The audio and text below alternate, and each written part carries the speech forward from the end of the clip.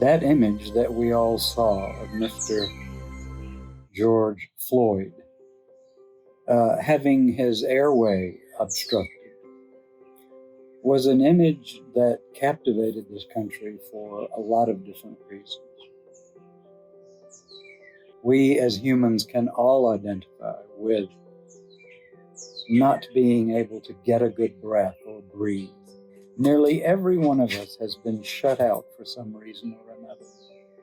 And whether it be parents or teachers or peers or teenage chums or groups or whatever, teams, we know the feeling of being shut out, discluded. And we know the feeling of isolation and what that does to strangle our life.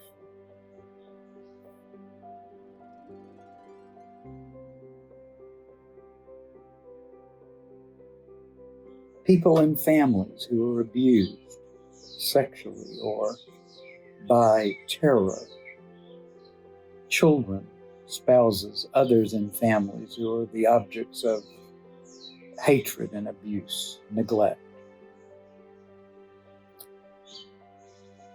What about people in our own neighborhoods who, for one reason or another, are not included or brought into the intimacy of the neighborhood? What about the divisions in our cities between the haves, the have-nots, the people of color and the people who are not of color? And what about the other socioeconomic divisions that divide us all?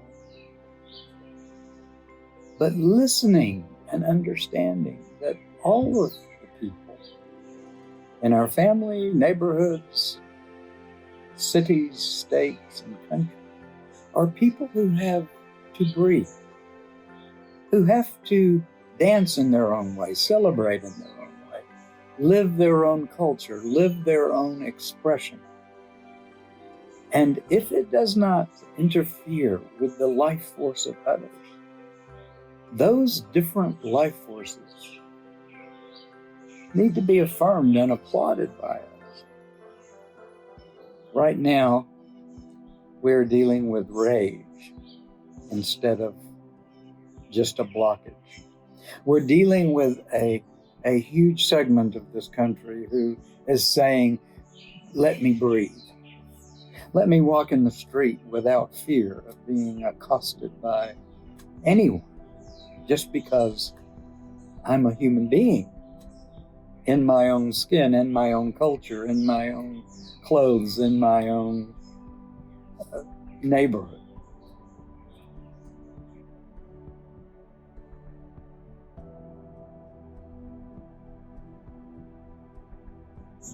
I know that all of this has sharpened my hearing to everyone who has a story of their life to tell.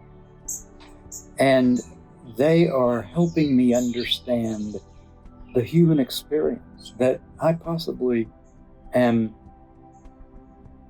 numbed to or don't feel as relevant or don't feel as important. But it is important because in their story is also my story. And their being able to tell their story, I am able to tell my story. And in allowing each other and applauding each other, there's reciprocity, there's conversation, there's a sharing of the joy of being human. I was reminded by a college friend yesterday that when we were in school, there was a street dance in the city park, and it was open to everyone in the city. And we were, 18, 19 years old. We got in our cars and went down to the main park of the city. And at first, people were dancing in their own little groups, black, white, students, adults. it was incredible how groupy everyone was. But as the music continued, one of which was Dancing in the Streets, we saw only dancers. We didn't see any groups, but we saw brothers and sisters.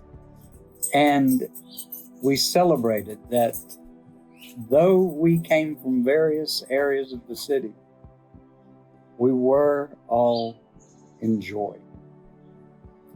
We were all affirmed. We were all given the opportunity to dance and sing with each other. I asked for that opportunity, that America be able to dance and sing again. Dance and sing in mutual affirmation. Dancing and singing that is not needing looting to fuel it, that doesn't need angry voices to fuel it, because everyone is heard. Everyone is applauded. That kind of compassion is beyond humanity in and of itself.